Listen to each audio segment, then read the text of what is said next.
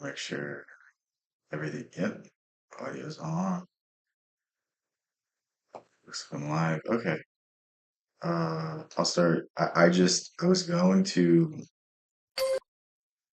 was going to do a bunch of other videos, but I found this one and this is something I wanted to talk about um more in depth. And I really like Dr. Joe Dispenza's I really like his explanation of this idea. This is something that I've tried to explain, but I don't know if I've done it justice. And I really appreciate the way he does it because sometimes I'm a little too much in the weeds of things. Like, I mean, most of my day I spend meditating. So when I say like something like present moment awareness, it makes total sense to me.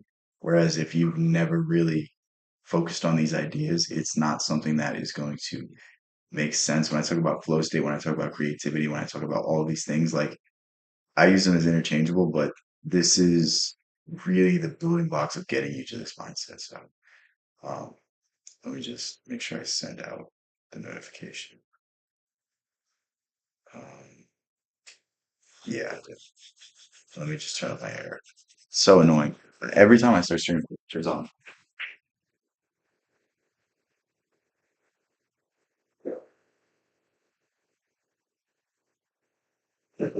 It's about to get so cold.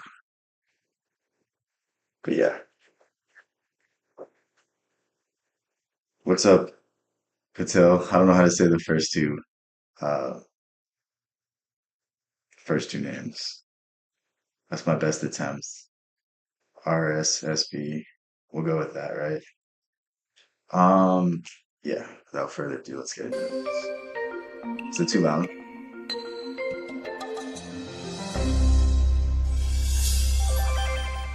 We've all heard about the placebo effect, the instance when you take a medication because you're sick, and later, when you're all better, you discovered that the medication was just a sugar pill. The pill did nothing. The healing was done by your mind. This happens with actual medication too.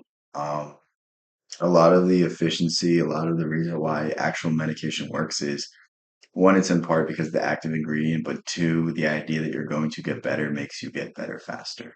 If you're skeptical of whatever medicine, it's not going to work as well. It's a very weird concept that science doesn't try to accept that really isn't embraced, but that's why we do these videos, right? What's up, Kate? How's everything? Where am I from? I'm from the US. I It is estimated that half the efficacy of pharmaceutical drugs can be attributed to the placebo. hate that I just said that.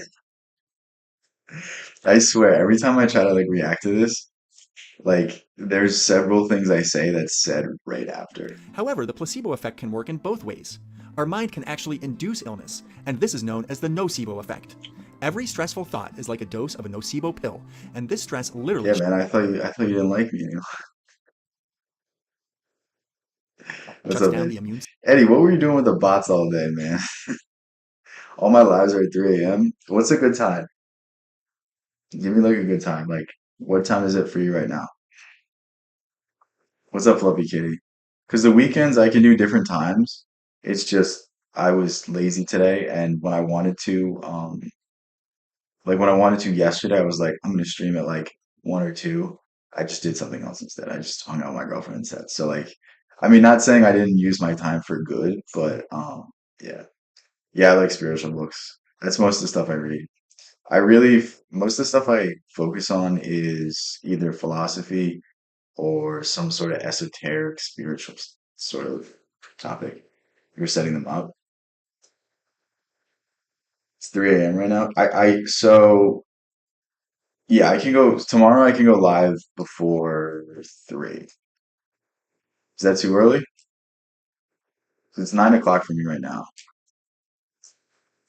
This is the earliest I can. I just have something to do tomorrow, but I'll try to stream earlier at different times.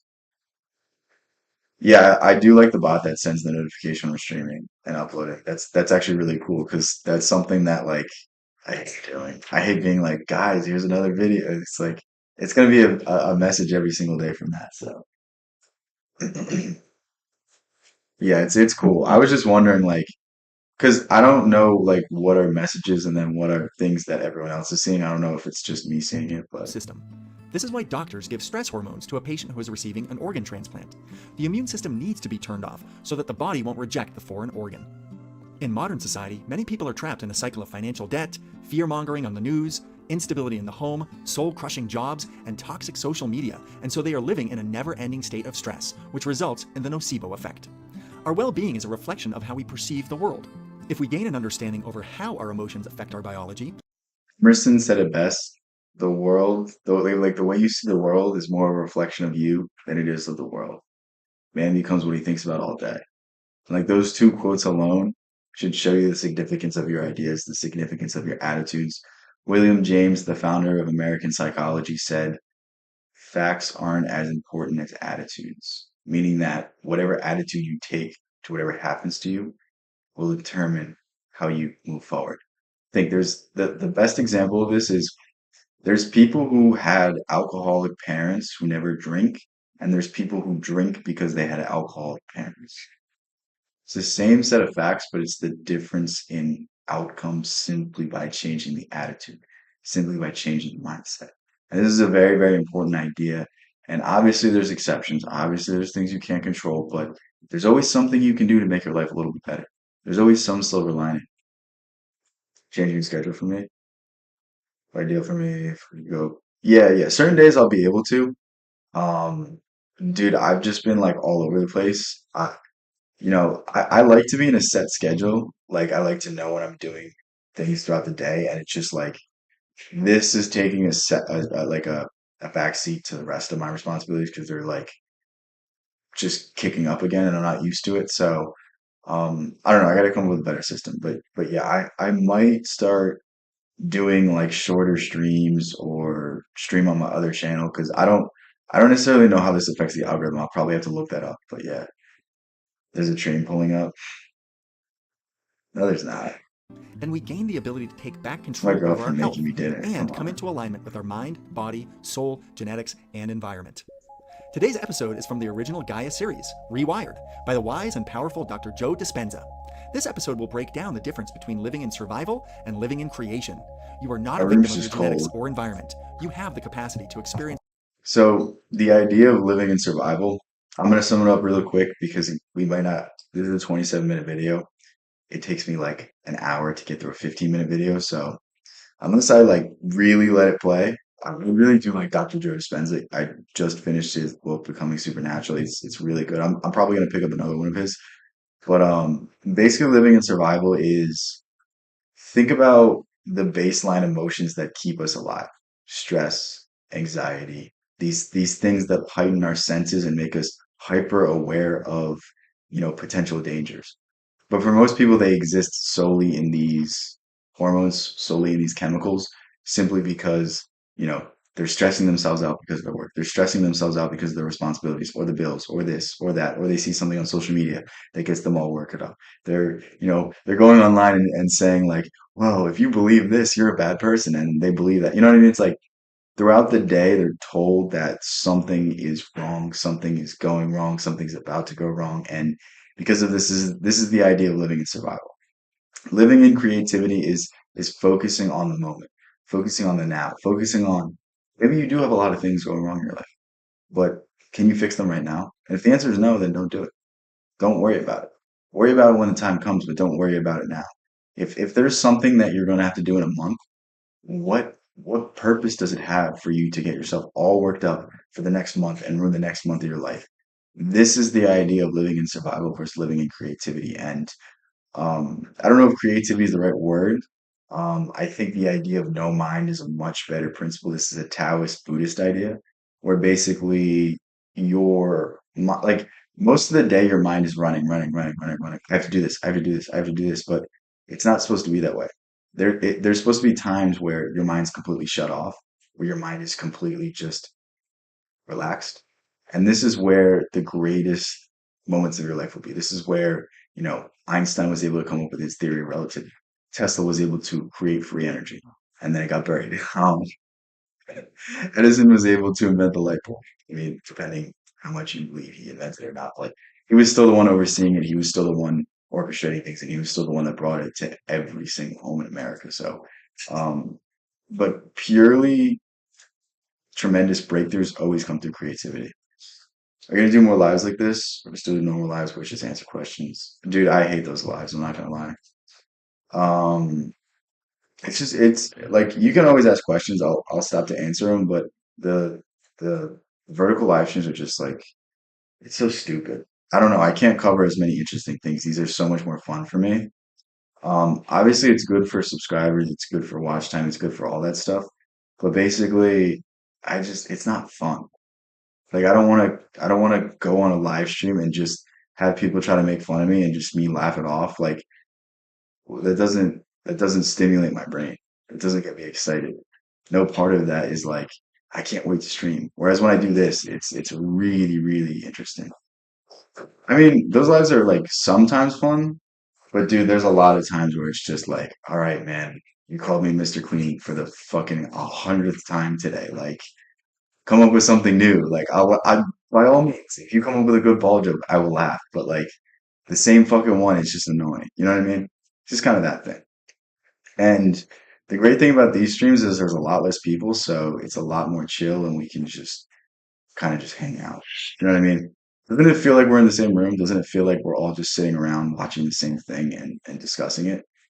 That's the feeling I like from this. Whereas the other one is like, I think the most I had was like 50 people in there. It's like at a certain point, like it's not. I don't know if intimate's the right word. It's not like I don't know. You ever those classrooms where it's like 500 people and you just have no connection with the professor? Not saying that I'm a professor, but it's just that kind of environment. Like where I'm trying to learn here and I'm trying to teach here. So it's like, yeah, the vertical live streams are for views and fake viewers. Yeah, yeah. I agree with that, Eddie. That's the thing is the vertical live streams would get me more viewers here. It's just, is it worth it or is it more worth it for me to try to grow over here? And I think it's more worth it for me to try to grow over here because, dude, I can get just as much watch time with like a tenth of the viewers. So it's like it's really like views. If you're on social media, this is something that nobody understands. Views do not matter. It's the people that will continue to click on your videos, the people that will continue to interact with it. And if you have 1,000 views and people watch the entire video, that is much more meaningful to the algorithm than a million views where people watch 5 seconds of it. Like they're not going to continue to push that million view video, but they're going to continue to push that 1,000 view video. It's very weird how it works, and I don't know. I wish I knew this so much earlier because I feel like I would try to chase trends less and less and less and less. But you live and you learn. What's up, X before YZ? Thanks for calling me Humpty Dumpty. Can you put me back together? Reality and transform it. It's time to take our power back. Sit back and enjoy this insightful presentation with Dr. Joe Dispenza.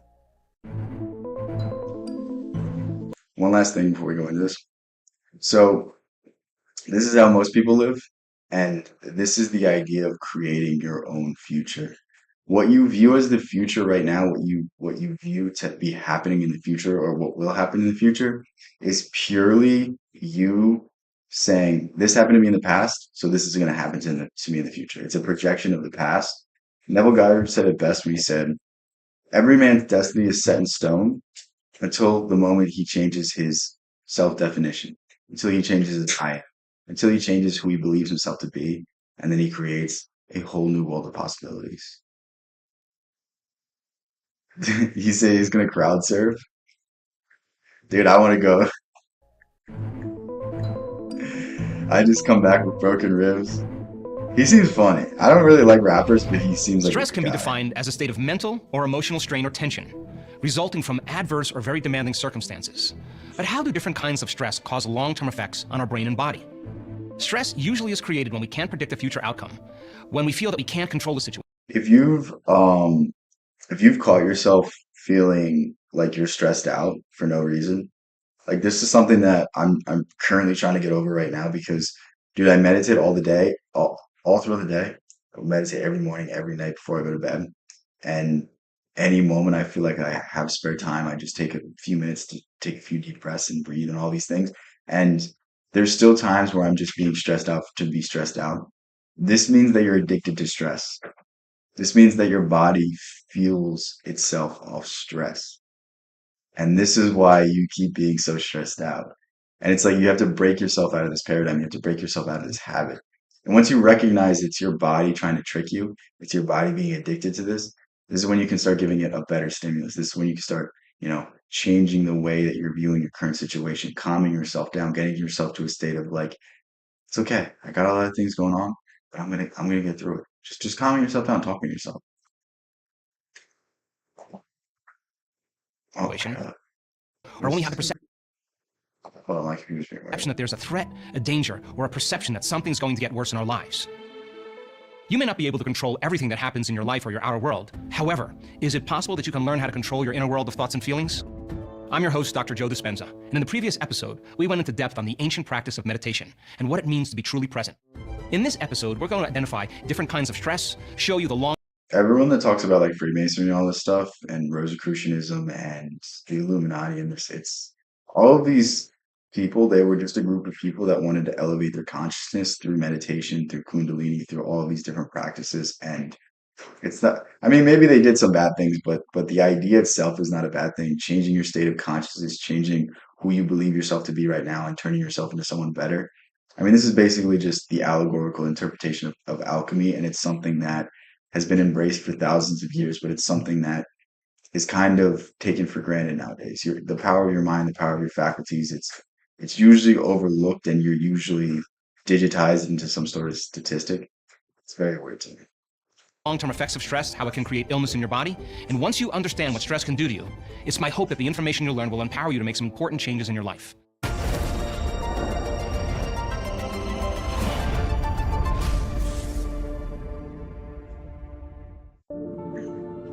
There are three types of stress. There's physical stress, chemical stress, and emotional stress. Now, physical stress are things like traumas, accidents, injuries, falls. Chemical stress, flus, bacteria, viruses, blood sugar levels, toxins in food. Emotional stress, family tragedy, second mortgages, single parenting, traffic jams.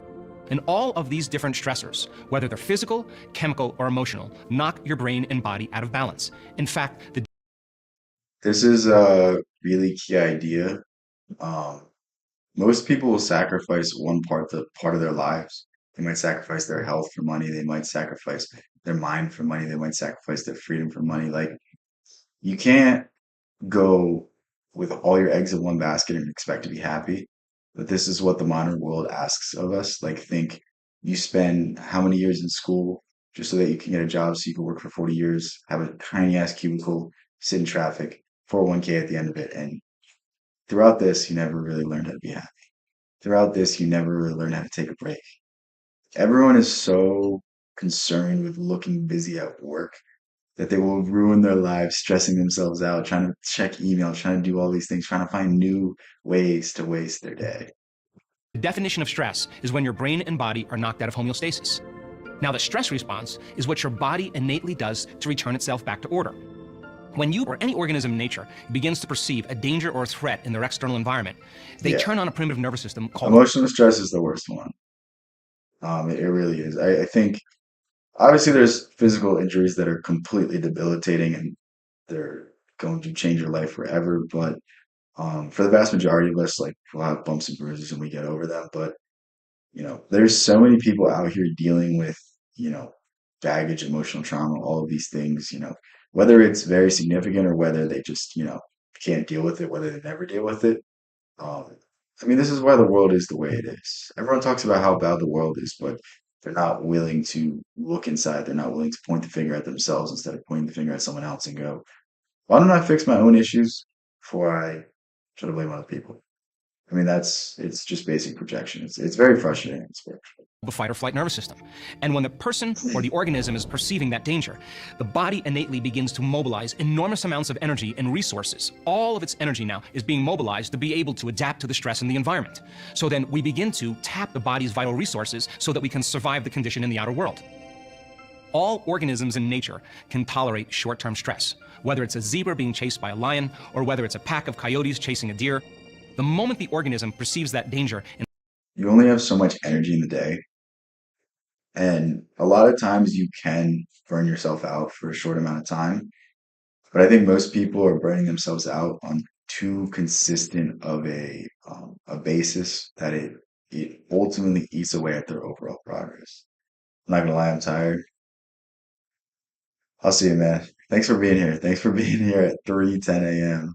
I'll try to stream earlier at some point so that you can catch a full stream. But yeah, thanks for putting this on while you're falling asleep. Wow, Eddie, you left. It's crazy, man. Can't believe it. And switches on that Eddie, you're the emergency worst system, Discord mod there I is a have. rush of adrenaline and a rush of energy, and there is an arousal that takes place in the brain and body. And those chemicals then alter our normal homeostasis. And in that state of survival, we switch on that sympathetic nervous system, or what's called the fight or flight nervous system, and our pupils dilate, our salivary juices shut down, it's not a time to eat. Our heart rate increases, our respiratory rate increases, blood is sent to the extremities, and it's shut down in the internal organs because it's a time to run, it's a time to fight, or it's a time to hide. Now, if the zebra or the deer outrun the predator, 30 minutes later, the stress response begins to switch off, and the body returns back to balance. After there's a stress response, many organisms need to rest and repair because the body has to come back online and regenerate and conserve energy. What if, though, you're being chased by T-Rex and you're turning on Yeah, yeah. That's a good way of putting it. No, for sure. Damn. Why do they get so dark? that primitive nervous system called the fight or flight nervous system? And the moment you perceive that threat and you're in danger and now you're running from the predator, that's very adaptive. But what if then the predator is waiting outside the cave and waiting for you to go out and get some food? We could say then that your ability to sustain a certain stress response would be extended. But what if it isn't T-Rex outside the cave? What if it's your coworker? What if it's your mother-in-law? What if it's your boss? What if it's traffic? And what was once highly adaptive becomes very maladaptive. Because when you turn on the stress response and you can't turn it off, now you're headed for disease. Because no organism can live in emergency mode for an extended period of time. This is most of the modern world, though. Think of the last time you actually relaxed. Think of the last time you sat in silence. You know, to us, relaxing is turning on a football game and watching people slam their helmets into each other, running full speed. Like, is that really relaxation? Is that really something you should do to unwind? Even most of the media we watch, it's, police or it's serial killers or it's this or it's that. You know what I mean? It's like even in our downtime, we're not relaxing. Even in our downtime, we're obsessed with these high stress events, these game shows where people are backstabbing each other and betraying each other. You know what I mean? It's like there's not really a time in the modern day, especially in the Western world, of actually sitting back, actually relaxing, actually calming down, slowing your heart rate, returning into the state that your body was designed to operate in most of the day. And I mean, this even carries into your sleep as well. Like, think of how many people struggle with sleep. How much of it is because they're overstressing themselves? How much of this is because they're not calming themselves down before they try to go to sleep? I mean, it's very basic stuff, but it has such crazy effects. But the reason this isn't talked about is because they can't sell a pill for this. You can't sell a relaxation pill. You can't sell the idea of meditation. You can't sell any of these things. These are things that you innately have when you were born, and these were things that you can return to vastly improve your life. But it's not. There's no money to be made. So why is anybody going to do a study on it? Why is anybody going to push this forward? No one's going to make money. It's such a fucked up world we live in. This with me. If you keep mobilizing enormous amounts of energy for some threat What's in up, your outer Ashley? world, there's no energy in your inner world for growth and repair. So think of the sympathetic nervous system as the emergency system that's like the gas pedal in the car. The other nervous system, called the parasympathetic nervous system, that nervous system is a nervous system of relaxation, of regeneration, of metabolism. So that a person is living in a constant state of stress, and they, like an addict, become conditioned to the rush of the arousal of those chemicals. Then in time, they will begin to use the problems and conditions in their life to reaffirm their conditioning or their addiction to that emotion. We become so conditioned to these chemicals that, like a drug addict, we need the bad job, we need the poor relationship, we need a difficult situation in our life to keep getting that rush of adrenaline, to keep getting that rush of energy.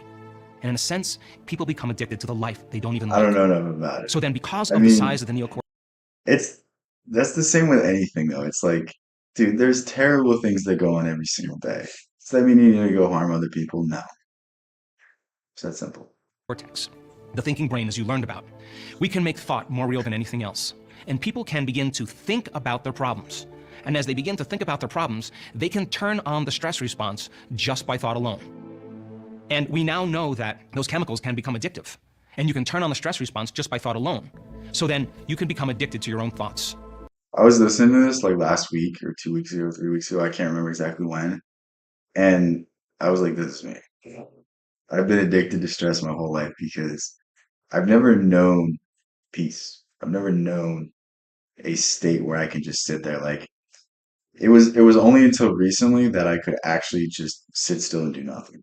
Sit still and not have to go film a video, not have to go write, not have to do this, not have to do that. Like for most of my life, like the second I had any downtime, I had to do something productive. I had to go to the gym. I had to stretch out. I had to do this. I had to do that. I had to, clean my room or I was about to say brush my teeth, but I just do that every morning. It's not something that I have to go out of the way to do. Like it's just very frustrating when you look back and you look at the things you did in your life that kept you in the same situation, that kept you in the same scenario, that kept you in these poor states of consciousness. I mean, dude, didn't you just go destroy property too? It's like I don't think retribution, I don't think revenge is ever justified. You know what I mean? It's like there's always a channel where you can do it in a peaceful way. I mean, look at Thoreau. Thoreau is probably the best example of, somebody that was not meant to be in this world standing up for what he thought was right. Same thing with Martin Luther King Jr.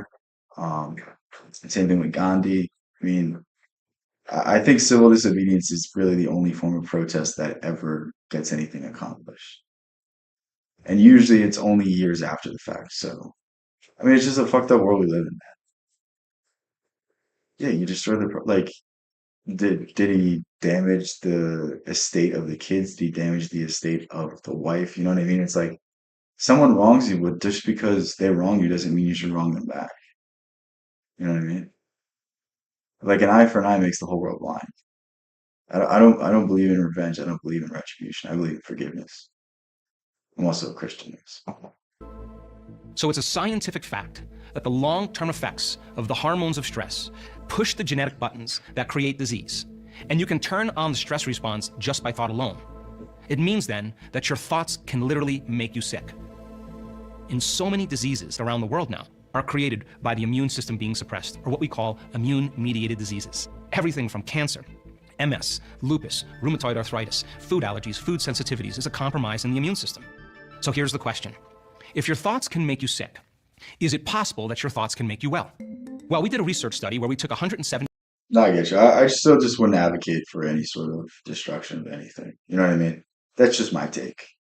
I mean, I'm sure there's a scenario that would get most rational people to do something crazy. I mean, this is the entire plot of the book. What is it? No, it's not a book. It's a movie. What's the movie called? Falling Down or something like that? Where the guy's stuck in traffic and then he goes on a rampage. That movie's just like, I don't know. It's kind of crazy. It's also what is it? There's like a story of the Joker like pushing Batman over the edge. It's like one bad day or something. I mean, there's that idea as well. That people are living so close to the edge that all it takes is, just a series of events to just, make them snap.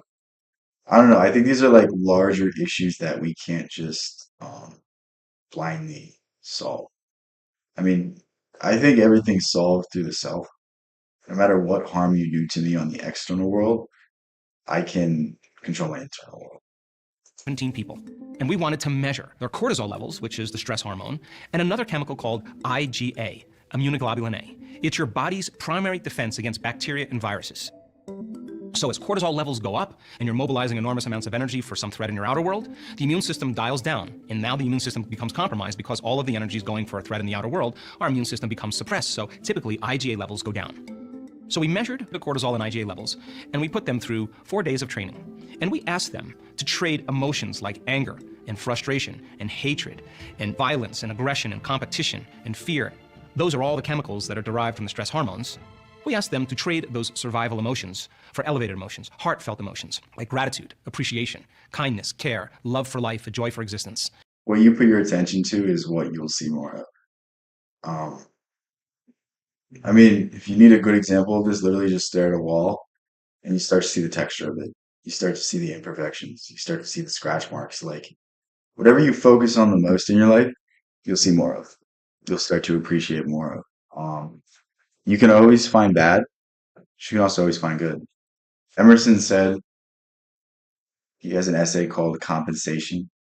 He basically wrote that for every good characteristic, there are negative sides to it. For every negative characteristic, there's always some positive to it. You know what I mean? It's like I made this joke yesterday. I lose my hair so you can see my great forehead. There's always trade-offs. Damn, she didn't laugh. That's great. Damn. And all we wanted them to do for 10 minutes a day was open their hearts and begin to feel those elevated emotions. At the end of 3.5 days, we went back and we remeasured those same values. And their immune system, that is, IgA levels, went up as a collective about 50%. Their cortisol levels dropped about 16.25%. Their stress hormones went down, and their immune system upregulated to a great degree. That means then, when you begin to make a change in the way you think and the way you feel, and you begin to change your attitude, and you begin to open your heart again and feel an elevated emotion, it is those elevated emotions that begin to restore and repair the immune system. So then, there's 3 things when you're living by the hormones of stress that you keep your attention on. Think about it. If you're being chased by a predator, all of your attention is on your outer environment. Where are you going to go? What place do you need to move to? What object do you need to move past? And when you're under the gun of those chemicals, you're thinking about time. How much time do I have to get there? So then, the body, the environment, and time.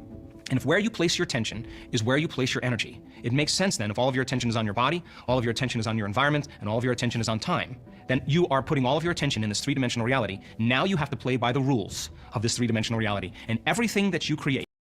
This is where he gets into stuff that you might not believe in, but it's still very important. Okay? You don't believe in the law of assumption, law of attraction. This is what he's about to say. Manifestation. Believe in the idea that whatever whatever you put as your ceiling is what you can achieve. And if you put your ceiling down here, that's all you can do. The mind has a tremendous power of hitting whatever goal that you want or something very close. If you set that very, very short and you fix it on that idea and you think that you're never going to be anything, guess what? That's what you're going to be. And it's really that simple. I can't put it in any other terms aside from like before you can accomplish anything great, you have to first think of it. You have to first imagine it. It has to first become an idea before it can be in any way impressed into this world. Think of anything, absolutely anything, anything you see in front of you, any goal that you've ever accomplished, any tremendous invention. Do you think it was just created from thin air, or do you think it was first a thought? And that's the secret. The secret is that everything is first formed by a thought, and a thought persisted in becomes a reality. Someone made another one. Bro, people have way too much fucking time. Will take time. It's so funny. When people are under Do they the go gun to of those jail or chemicals, something for that? they're drawing from this I invisible wouldn't be field of shocked if energy you go to surrounding jail their for body, that. this vital life force, and they're using it to make chemistry, and the field around their body shrinks, and they become more matter and less You don't energy, get sleep? more particle and less wave. And the very hormones of stress heighten our senses so that we become a materialist. And the more altered we feel from that stress response or by the emotional reaction from some threat or danger, the more we narrow our focus on the cause or the object. And when we do that, all of a sudden, we are focusing only on matter. And so people, over time, get hooked in or habituated into narrowing their focus. So then when you're living in emergency mode, it's not If you want to learn how to sleep easily, um, Osho gave one of the best explanations of this. Osho said that sleep is just the deepest form of meditation. So if you want to fall asleep easy, just meditate with your eyes closed and you're laying down. You will just fall asleep. If you just slow your heart rate down, it's a lot of the work. Slow your breath, slow your heart rate. It's pretty hard not to fall asleep.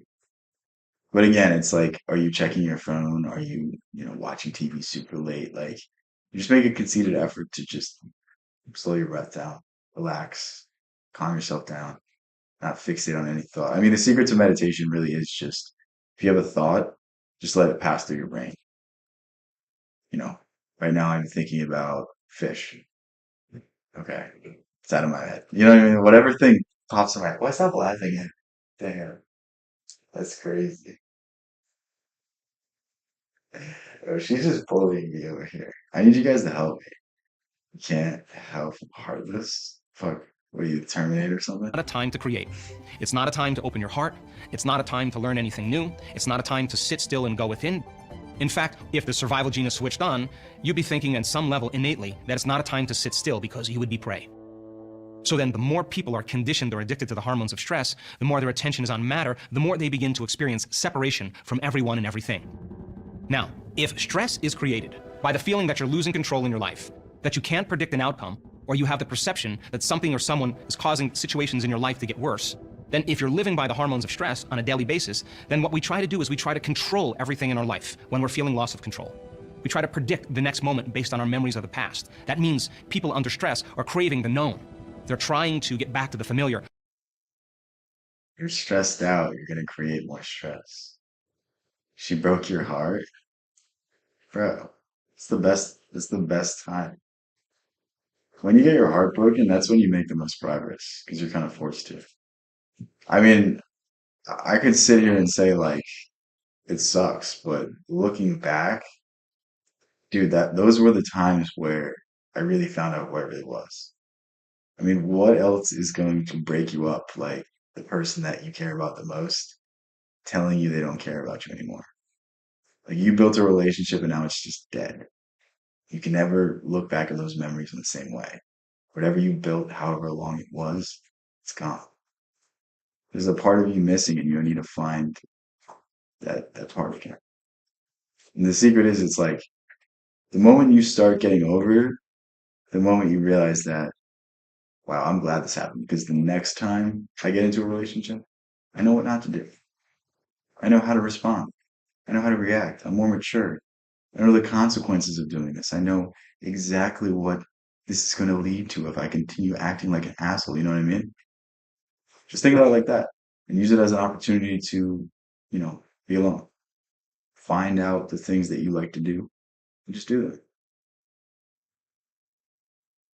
I gave her my heart and she made it heartbreak.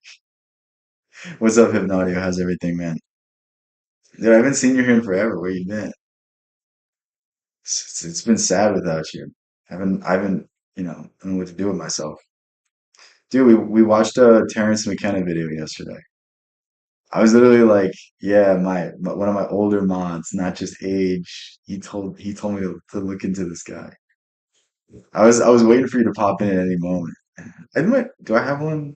No, I don't have one pulled up. They tend to do that.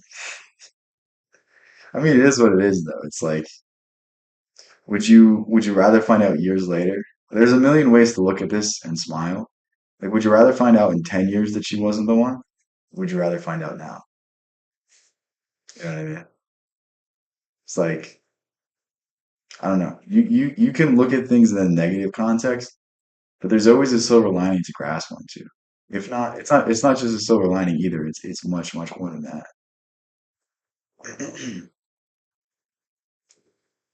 Streams offline. No, it's not.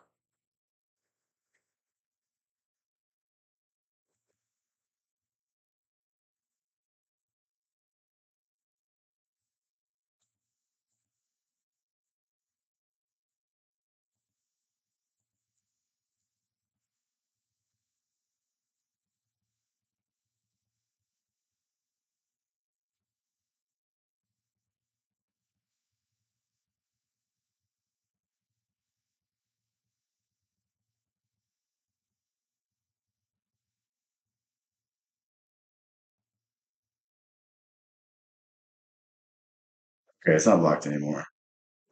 What the hell? That was weird. All right, we'll stop watching this video then. Maybe it's the Osho video because I wasn't playing it, but it was just in the background. That sucks though. Um, you guys hear me now? Let me know.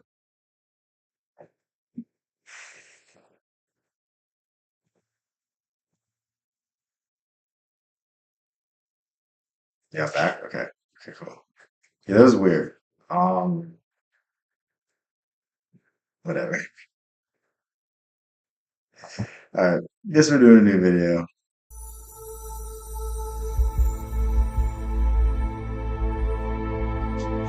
Now, There really isn't anything radically wrong with being sick or with dying. Who said you're supposed to survive?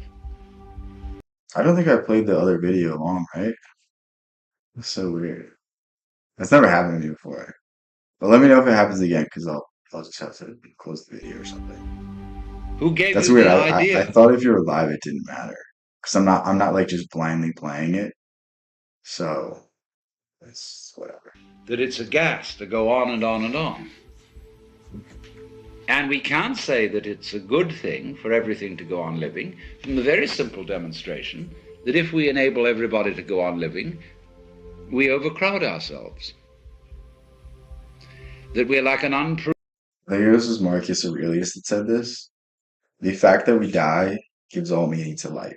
If we didn't die, there'd be no urgency. You know, if we live for thousands of years, then we would wait thousands of years to do anything. And the idea that we have death, the idea that it comes to an end, is the greatest motivator for life. You just got home. I can't believe you had it. Pruned tree. And so therefore, one person who dies in a way is honorable because he's making room for others. And the panic that all life everywhere must be saved, although each one of us individually will naturally appreciate it when anybody's saved. That's crazy. I just saw the email that they sent me. It was the Dr. Joe Dispenza video. I'm never saying anything positive about him again. Fucking copywriting my videos. I was literally just complimenting him the entire stream. Saves our life. Never again. If we apply that case, you see, all around, we can see that it's not workable. We can also look further into it and see that if our death could be indefinitely Nadia, postponed, is this you? I don't know if you're signing. we would not actually go on postponing it indefinitely. Because after a certain point, we would realize that that isn't the way in which we wanted to survive. Why else would we have children? Because children arrange for us to survive in another way. By, as it were, passing on a torch, so that you don't have to carry it all the time. There comes a point where you can give it up and say, now you work. It's a far more amusing arrangement for nature to continue the process of life through different individuals than it is always with the same individual. Because as each So far, I'm like, this is interesting, but it's not profound. I think it's going to get to something good, but it hasn't yet. new individual approaches life, life is Just me renewed. being a hater right now. And one remembers how fascinating the most ordinary everyday things are to a child. Because they see them all Should I read that out loud? Guys, you got to hear what my girlfriend just texted. as marvelous, because they see them all in a way that is not related to survival and profit. And when we get to thinking of everything in terms of survival and profit value, as we do, then the shapes of scratches on the floor cease to have magic. And most things, in fact, cease to have magic. Dude, he's always putting this eye of So Sauron therefore, in there. in the course of nature, once we have ceased to see magic in the world anymore, we are no longer fulfilling nature's game of being aware of itself. Once we have ceased to see magic in the world anymore, we're no longer fulfilling nature's game of being aware of itself. Damn. See, I think I said this yesterday when I was talking about Alan Watts, but someone was saying that he wasn't a great mind, a great philosopher, but it's like, dude, this is one of the most poetic statements you'll ever hear. There's no I point don't in even it. like most poetry, but that's And so we die. And so something else comes to birth, which gets an entirely new view. wow, 7 chakras. And so nature's self-awareness is a game worth the candle. It is not, therefore, natural for us to wish to prolong life indefinitely. But we live in a culture where it has been rubbed into us in every. It's not natural for us to wish to prolong life and death. Seneca said something very interesting. Seneca was, I think he was like 70 or 80 years old. Maybe he wasn't this old. Maybe it was just he was old in the times of the Roman Empire, which really wasn't that old. Like life expectancy was very low back then.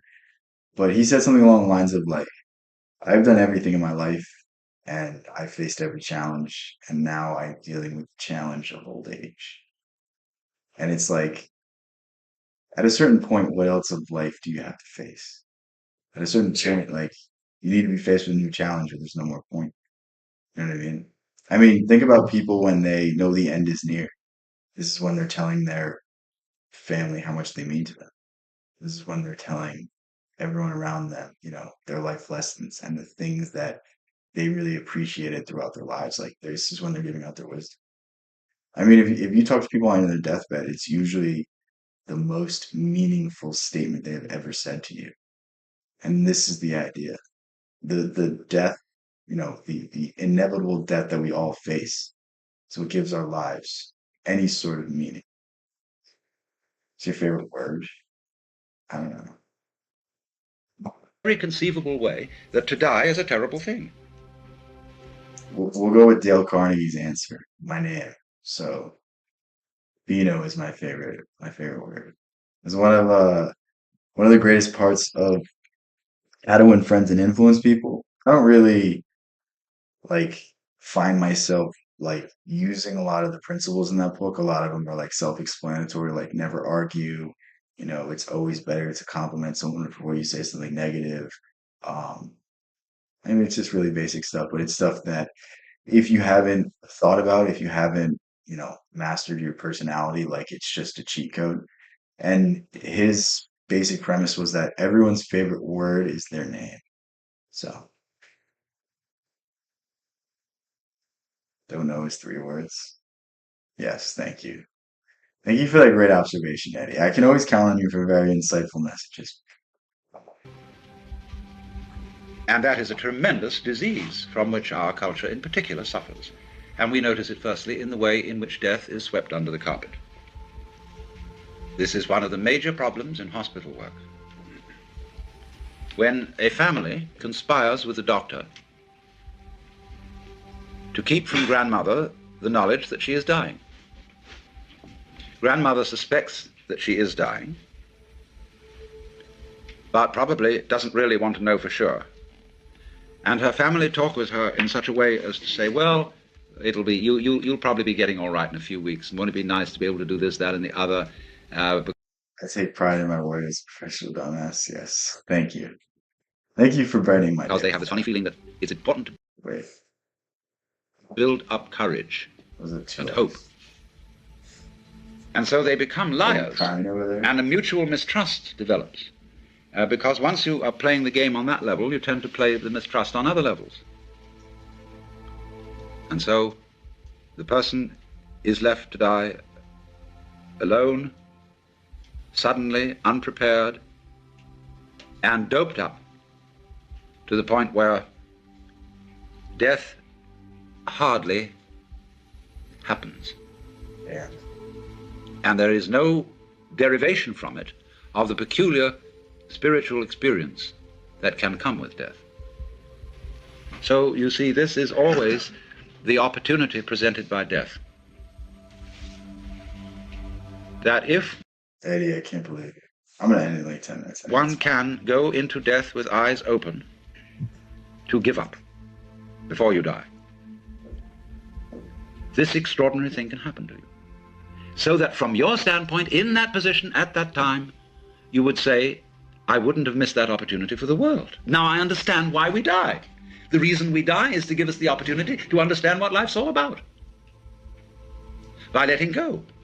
Because then we come to a situation that the ego can't deal with. When we are no longer hypnotized by that, then our natural consciousness can see clearly what all this universe is for. So therefore, we have missed this golden opportunity by institutionalizing death out of the way, instead of having a socially understood acceptance of death and rejoicing in death. So it follows from that, you see, that if any one of us could at this moment be as one about to die, I just like I wish I could speak like Alan Watts. Maybe I have to study more. I don't know. Um, because when he speaks, he doesn't sound like there's no forcing, there's no resistance. When he speaks, he speaks. Um, like he speaks almost like a guru is not a right word. He speaks almost like someone that